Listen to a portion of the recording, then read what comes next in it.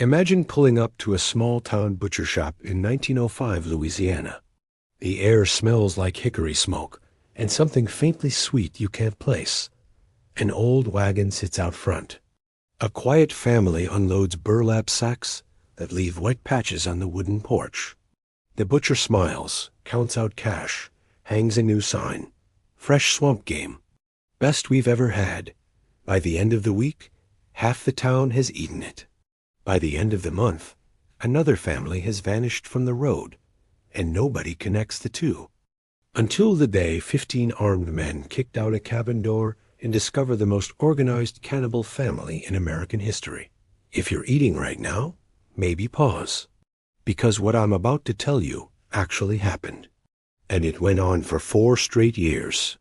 Deep in the Louisiana bayou, where the maps just give up and turn to gray, the swamp becomes something else. Cypress knees like tombstones. Water the color of old coffee. Air so thick with mosquitoes you can hear it hum. On one of the only patches of dry ground for miles sat the Brousard claim. 200 acres of nothing and everything they needed. 14 people lived there in 1901. 14 mouths breathing the same wet air, sharing the same blood in ways no Bible ever meant. At the center of it all sat Madame Clemonce Brousard, 75 years old, 4'11" in her boots, spines curved like a question mark. She still wore the black morning dress from 1868 when her husband drowned in the Red River. Never took it off. Never washed it either, some said. The fabric smelled like wood smoke and something coppery underneath. Her son Alst, 42, tall as a cypress, thin as a garfish. Moved like he was always listening for something behind him. Hands covered in white scars that never tanned. Voice like gravel events soaked in bourbon. Then there was Cordelia, 38, Alced's half-sister, Clemence's daughter by a cousin nobody talked about. Cordelia's eyes were the coldest thing in that swamp. When she looked at the children, they stopped moving. Just stopped. The rest of the clan filled out the same pattern.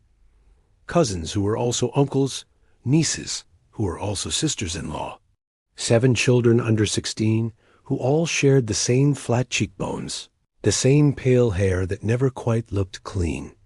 Outsiders who accidentally wandered close heard only silence. No laughter, no shouting, just the soft, constant sound of knives on wood. Winter 1901 to 1902 was the leanest in 50 years. Deer vanished, gators went deep. Even the catfish stopped biting. Clemonce gathered the family one January night around the single oil lamp. She told them a story they'd all heard whispers of, but never the full truth. In 1847, her own grandfather had found a dead traveler half frozen on the trail. Instead of burying him, they'd eaten him. And the family had survived the winter. She closed the Bible she'd opened just for show and said 5 words that changed everything. Meat is meat. We're hungry. What nobody realized was that the best-tasting meat in town had just waved at them from the wagon. James Morrison, his wife Sarah, and their 3 children, ages 8, 6, and 3, left Shreveport headed for a sawmill job. They never arrived. 3 days later, lumberjacks found the wagon. Horses still hitched, pawing the ground like they'd seen the devil.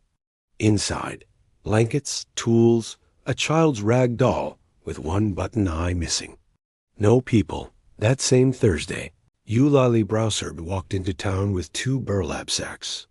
She sold 40 pounds of pale, tender meat for twice the usual price. The butcher cooked a steak that night. His wife said it was the best thing she'd ever tasted. The butcher hung the new shipment in his window that Friday. By Monday, half the town had eaten it. 2 weeks later, the Thibodeau family. Same story. Then the Leblancs and the Fontenuts. Always whole families. Always travelers. Always within 5 miles of the Brousard land. And every Thursday, more meat showed up. Perfectly butchered. No bone fragments. No waste. The butcher started calling it his Thursday special. People lined up. Every time a family vanished. The Brousard chimneys smoked for exactly 3 days. Exactly 3. Father Gilbert Horton noticed things. 1902. The Brousard children stopped looking starved. 1903. Their clothes were patched with city fabric. 1904. He counted 14 shadows moving behind the cabins at night. And the smell. 3 days of silence after every disappearance. Then sweet thick smoke that drifted for miles. He wrote in his private journal, "Another family gone." 3 days later, the wind carried the smell of cooking fat. God forgive me, but I know what they're burning. 10 straight days of summer rain turned the swamp into soup. One trail became a river, and the river started giving things back. Father Horton dug with his bare hands, children's shoes still tied, a woman's Sunday dress torn to ribbons. A pocket watch stopped at 3:17, a tiny rag doll soaked brown, and teeth. Dozens of human teeth scattered like hailstones. They found children's shoes in the mud, still tied, still warm. Sheriff Augustus Landry gathered 15 men. They rode out at dawn. The first shed, a perfect butcher shop from hell, 6 tables dark with old blood, meat hooks swinging like wind chimes. One deputy lifted a cloth. The shape was too familiar. He vomited on his own boots. Second shed, rows of pale meat hanging like curtains. Some pieces still had tattoos. Third, the pits.